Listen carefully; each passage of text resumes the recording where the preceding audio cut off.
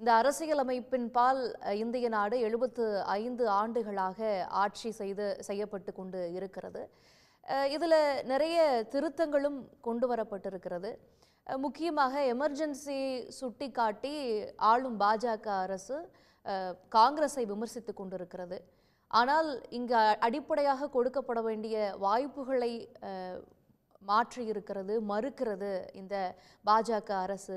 இந்த அரசியலமைப்பையே மாற்றுவது என்பதுதான் அவர்களுடைய பிரதானமான நோக்கமாக இருக்கிறதுன்னு அதற்கான உதாரணங்களை எல்லாம் அடுக்கி வைத்து ராகுல் காந்தி தனது உரையில் எடுத்துரைத்திருக்கிறார். நீங்க இதை எப்படி இன்டர்பிரட் பண்றீங்க, எப்படி பார்க்குறீங்க? இப்போ கடைசியாக வந்திருக்கிற ஒரு விவாதம், அரசமைப்பு சட்டத்தை திருத்தி ஒரே நாடு ஒரே தேர்தல் கொண்டு வர வேண்டும் என்ற முன்முயற்சியில் பாஜக ஈடுபட்டிருக்கு. சென்ற தேர்தலில் மக்கள் அளித்த கட்டளையினுடைய பொருள் என்ன? இதே மோடி அவர்கள் நாடாளுமன்றத்தில் வரப்போகிற தேர்தலை பற்றி பேசுகிற போது எங்களுக்கு குறைந்தது 400 இடங்களில் எங்கள் கூட்டணி வெற்றி பெறும், எங்களுக்கு மட்டுமே 370க்கு மேற்பட்ட இடங்கள் கிடைக்கும், அப்படி நீங்கள் கட்டளை கொடுப்பது தான் ரொம்ப முக்கியமானது. இந்த 2 தேர்தலில் ஜெயித்ததை விட இந்த தேர்தல் முக்கியமானது. ஒரு நிலையான அமைப்பை ஏற்படுத்துவோன்னு சொன்னார். அதனுடைய பொருள் என்ன? அரசமைப்பு சட்டத்தை திருத்துவதற்கு தேவையான 3/2 பெரும்பான்மையை நாடாளுமன்றத்திலும் கோரினார், தேர்தல் பரப்புரையிலும் கோரினார். அப்கி பார் 400 பார், இது அவங்களுடைய முழக்கம். இப்போ அவர்களுக்கு இந்த கட்டளையை மக்கள் தர மறுத்து விட்டார்கள். அரசமைப்பு சட்டத்தில் நீங்கள் விருப்பம் போல் மாற்றம் செய்ய முடியாது என்பதுதான் மக்களுடைய ஜனநாயக கட்டளையினுடைய பொருள். ஏன்னா பாஜகவுக்கு தனி பெரும்பான்மையே கிடையாது. அவர்கள் 240 இடங்கள் தான் ஜெயித்தாங்க. தேசிய ஜனநாயக கூட்டணிக்கு தான் 293, மற்றவங்களையும் சேர்த்து. அப்போ என்ன அர்த்தம்? பாஜகவுக்கோ தேசிய ஜனநாயக கூட்டணிக்கோ 3/2 பெரும்பான்மையை மக்கள் தர மறுத்து விட்டார்கள். மக்களிடம் கேட்ட கட்டளையை அவர்கள் அளிக்க மறுத்ததற்கு பிறகு அந்த வகையில் மோடிக்கு கேரண்டி தோத்து போச்சு. இந்த தோல்வியை ஒத்துக்கொண்டு அவர்கள் இருக்கிற அரசமைப்பு சட்டத்துக்கு உட்பட்டு தான் எதையும் செய்ய முடியும். அரசமைப்பு சட்டத்தை அப்படி திருத்துவதாக இருந்தால் அவர்கள் எதிர்க்கட்சிகளோடு ஒத்த கருத்துக்கு வந்தால் திருத்த முடியுமே தவிர தேசிய ஜனநாயக கூட்டணி அளவிலோ பாஜக அளவிலோ விருப்பம் போல் திருத்தங்கள் செய்ய முடியாது. அப்படி திருத்தங்கள் செய்ய முற்படுவதே எதை காட்டுது? ஒரே தேர்தலில் அந்த உயர்மட்ட குழு கொடுத்திருக்கக்கூடிய பரிந்துரையில் சிம்பிள் மெஜாரிட்டியிலேயே இந்த பில்லை பாஸ் பண்ண முடியும்னு ராம்நாத் கோவிந்த் அவர்களுடைய பரிந்துரை கொடுத்திருக்கிறத பார்க்குறோம். அந்த லோக்கல் பாடி எலெக்ஷன் சம்பந்தமாக வரும் பொழுது தான் அதில் ஸ்பெஷல் மெஜாரிட்டி தேவை. அவங்க திருத்தம் தேவை என்று சொல்லியிருக்கிறாங்க. ஏன்னு சொன்னால் நாடாளுமன்ற தேர்தலையும் சட்டமன்ற தேர்தலையும் ஒரே நேரத்தில் நடத்துவதாக இருந்தால் ஏற்கனவே 5 ஆண்டு பதவிக்கு தேர்ந்தெடுக்கப்பட்ட சட்டமன்றத்தை சுருக்கி இதுக்குள்ளே கொண்டு வந்து அடக்கணும், அல்லது நாடாளுமன்ற தேர்தலை இதுக்குள்ளே கொண்டு வர்றதுக்காக அதனுடைய பதவி காலத்தை குறுக்கணும். இந்த வாய்ப்புகளெல்லாம் இருக்குது. இதெல்லாம் சொல்லியிருக்கிறாங்க. என்ன கேள்வின்னா, அந்த குழு என்ன குழு?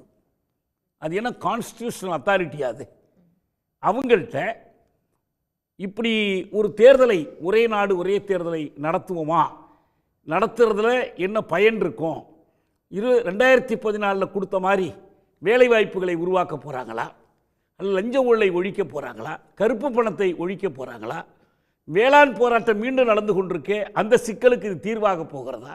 எதுவுமே இல்லை. எதுவுமே இல்லாமல் இந்த ஒன் நேஷன் ஒரு செய்தி நல்லா புரிஞ்சுக்கிடுங்க. இந்த ஒன் நேஷன் என்பதே ஒரு முரண்பட்ட சொல். இந்திய அரசமைப்பு சட்டம் இந்தியாவை ஒன் நேஷன் என்று அழைக்கவில்லை. இதை நீங்கள் மறுக்கவே முடியாது. ஏன்னா அரசமைப்பு பேரவையிலேயே அம்பேத்கரிடம் இந்த கோரிக்கை வைக்கப்பட்டது. வி த பீப்புள் ஆஃப் இந்தியாவை திருத்தி வி தி நேஷன் ஆஃப் இந்தியான்னு எழுதணும்னு கேட்டாங்க. அம்பேத்கர் சொன்னார், there is no nation called India. இது யாருடைய பதில்? அம்பேத்கருடைய பதில். அரசமைப்பு சட்டத்தினுடைய முதல் உறுப்பு என்ன சொல்லுது? வி இந்த India that is Bharat shall be a union of states. Union states. ஸ்டேட்ஸ்னால் என்ன அர்த்தம்? அப்போ சாவரின் ஸ்டேட்ஸை நீங்கள் அங்கிருந்து கொண்டு ஆட்டி படைக்க முடியாது. இப்போ இதனுடைய விதிகள், இதனுடைய எலெக்ஷன் வேற, இவங்க பார்த்து ஒன்று சேர்த்து வைத்திருக்கிற யூனியனுடைய எலெக்ஷன் வேற. அப்போ கான்ஸ்டியூஷனை திருத்தனுடைய என்ன அர்த்தம்? இந்த மொழி வழி மாநில அமைப்பை சீர்குலைப்பது, ஆர்எஸ்எஸ்னுடைய கொள்கையை நிறைவேற்றுவது. இதற்கேற்ப அரசமைப்பு சட்டத்தை திருத்துவது. நான் என்ன சொல்கிறேன்னா, நீங்கள் திருத்த ஆசைப்பட்டால் மக்களிடம் கட்டளை பெற்றுக்கொண்டு வந்திருக்கணும்.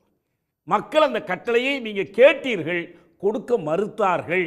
இந்த தேர்தலில் மோடி கேரண்டி, மோடிக்கு 3வது பதவிக்காலம் வெறும் பதவிக்காலம் அல்ல, சட்டத்தை திருத்தக்கூடிய அளவுக்கான. சொல்வதை போல மக்களிடம் வெர்டிக்டை, தீர்ப்பை வாங்கிட்டு 400 பார் என்கின்ற அடிப்படையில் வந்தால் அவர்கள் திருத்தலாமா? அப்பயும் முடியாது, அப்பயும் முடியாது. ஏன்னு கேளுங்க, எதையெல்லாம் திருத்த முடியும் திருத்த முடியாது என்பதற்கு 73ஆம் ஆண்டில் கேசவானந்த பாரதி வழக்கில் ஒரு தீர்ப்பு இருக்கு.